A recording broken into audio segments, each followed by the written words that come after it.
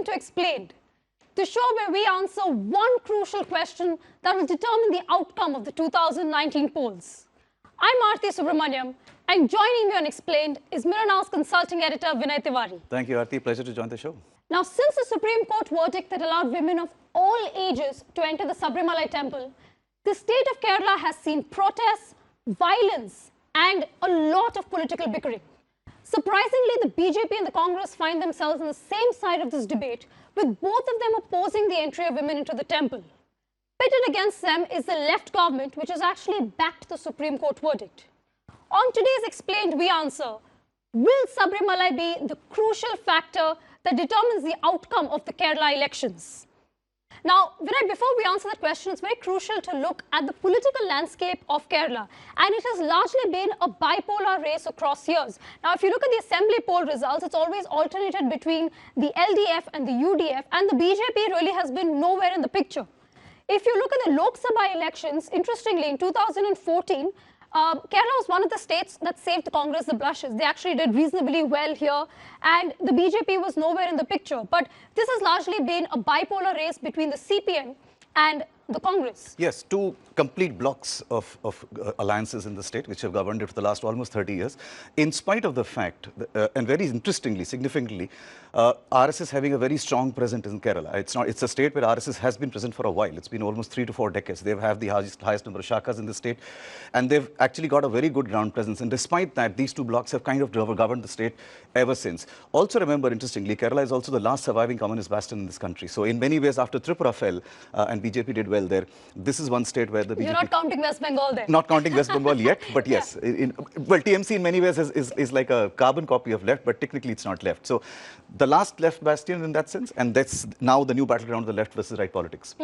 Now, when and where did the BJP make an entry in this state? Let's just look at the BJP's performance across the years. Now, if you see specifically in the Lok Sabha polls, in 2014, they reached their peak. Now, with 10.50% of the vote share, they really dominated and hit the peak. They've never done so before. If you even look at their assembly polls results, now 2016 is a landmark year for BJP in the state of Kerala, because along with 10.60% of the votes, they actually got one seat in Kerala. Now, this seat was actually won by O. Rajagopal, who's contested 15 elections. He's actually contested 15 elections, finally managed to win just one.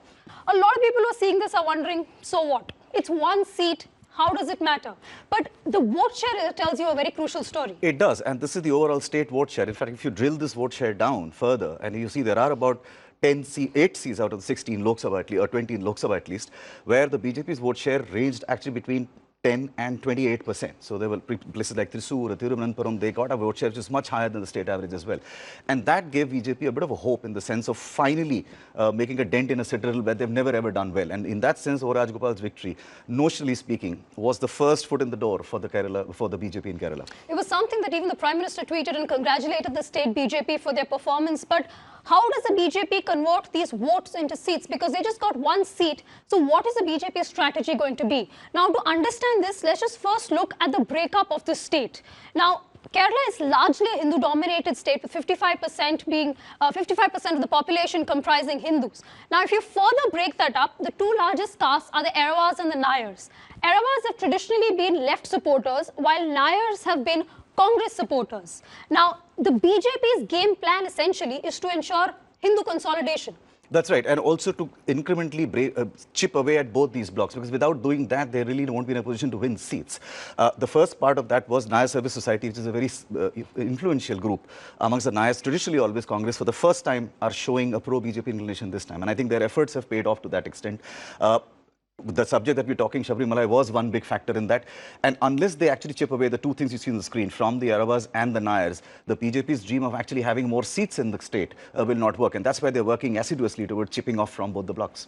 Which is why Sabarimala really was a game changer and the inflection point in state politics for you to see. Now, let's just look at why Sabarimala played this whole role of a game changer. Now, it converted Sabarimala, and when I say this is the BJP's game plan in the state of Kerala, they converted Sabarimala into the Ayodhya of the south. They used faith as a calling card. Yes, and in the north, for instance, in UP and in Bihar, Ayodhya had a huge role in the change of BJP's fortunes all over the 90s and then even later as well.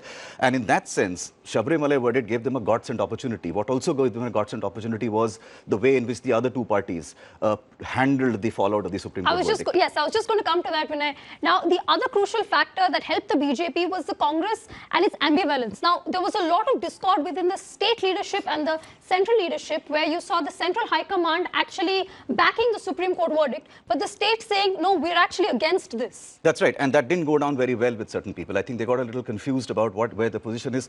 I think they underestimated the importance and the strength of the faith, especially in connection with Sabarimala as an incident. And I think that's where Congress slightly played a game which didn't work to their advantage. And the BJP was very quick to seize on it. In fact, all the protests that you saw post the verdict were in large sense being led by the RSS cadres on the ground. They were actually planning it out. They were doing it very actively.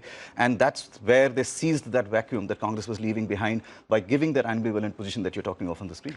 And the third crucial factor that helped the BJP was the fact that the LDF's position was such that they insisted that they're going to implement the Supreme Court verdict. Now, this LDF said that this is a law enforcement pitch, that's all it's about, this is not about faith.